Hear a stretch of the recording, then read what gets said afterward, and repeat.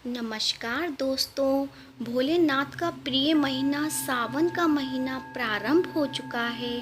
आज के हमारे इस वीडियो में हम आपके लिए सावन के महीने में सोमवार के व्रत की कहानी लेकर आए हैं। एक समय की बात है, किसी नगर में एक साहूकार रहता था।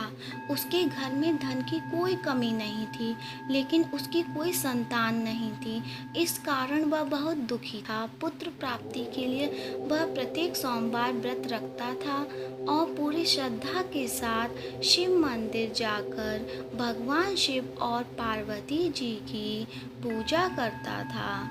उसकी भक्ति देखकर एक दिन माँ पार्वती प्रसन्न हो गईं और भगवान शिव से उस साहूकार की मनोकामना पूर्ण करने का आग्रह किया।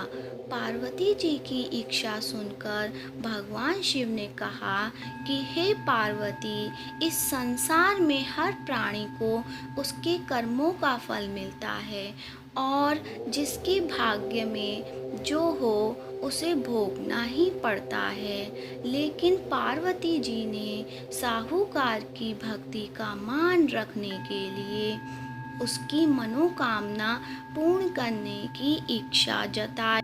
माता पार्वती के आग्रह पर शिवजी ने साहूकार को पुत्र प्राप्ति का वरदान तो दिया, लेकिन साथ ही यह भी कहा कि उसके बालक की आयु केवल 12 वर्ष होगी।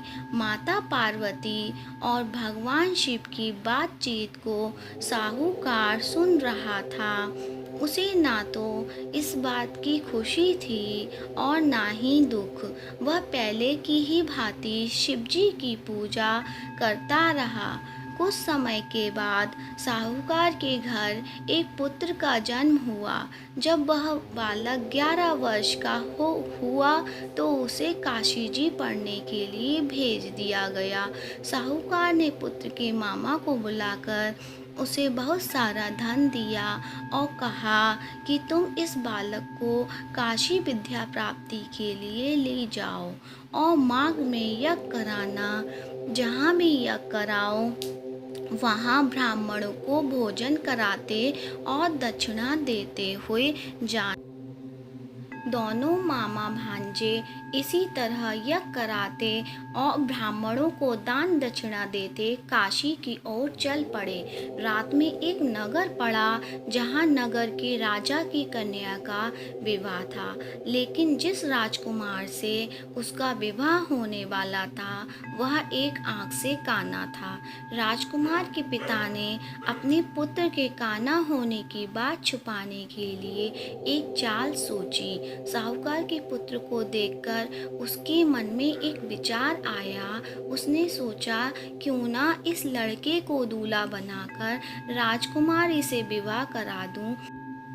विवाह के बाद इसको धन देकर विदा कर दूंगा और राजकुमारी को अपने नगर ले जाऊंगा।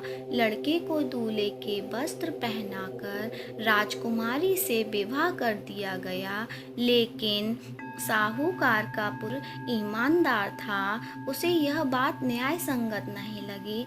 उसने अवसर पाकर राजकुमारी की चुन्नी के पल्ले पर लिखा, तुम्हारा विवाह मेरे साथ हुआ है, लेकिन जिस राजकुमार के साथ तुम्हें भेजा जाएगा वह एक आँख से काना है।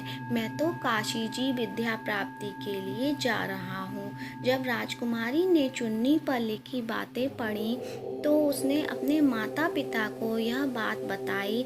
राजा ने अपने पुत्र को विदा नहीं किया, जिससे बारात वापस चली गई। दूसरी ओर साहूकार का लड़का और उसका मामा काशी पहुँचे। वहाँ जाकर उन्होंने यज्ञ किया। जिस दिन लड़के की आयु 12 वर्ष की हुई उस दिन यज्ञ रखा गया। लड़के ने अपने मामा से कहा, मेरी तबीयत कुछ ठीक नहीं है। मामा ने कहा, तुम अंदर जाकर सो जाओ।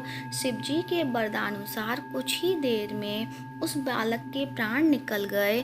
मृत भांजे को देखकर उसके मामा ने विलाप शुरू किया। संयोगवश उसी समय शिवजी और माता पार्वती उधर से जा रहे थे। पार्वती ने भगवान से कहा, स्वामी, मुझे इसके रोने का स्वर सहन नहीं हो रहा है। आप इस व्यक्ति के कष्ट को अवश्य दूर करें। जब शिवजी मृत बालक के समीप गए तो वह बोले कि यह उसी साहूकार का पुत्र है जिसे मैंने 12 वर्ष की आयु का वरदान दिया। अब इसकी आयु पूरी हो चुकी है। मातृभाव से विभोर माता पार्वती ने कहा कि हे महादेव, आप इस बालक को और आयु देने की कृपा करें, अन्यथा इसके वियोग में इसके माता पिता तड़प तड़प कर मर जाएंगे। माता पार्वती के आग्रह पर भगवान शिव ने उस लड़के को जीवित होने का वरदान दिया। कृपा से वह लड़का जीवित हो गया। शिक्षा समाप्त करके लड़का मामा के साथ अपने नगर की ओर चल दिया। दोनों चलते हुए उसी नगर में पहुँचे जहाँ उसका विवाह हुआ था। उस नगर में भी उन्होंने यज्ञ का आयोजन किया।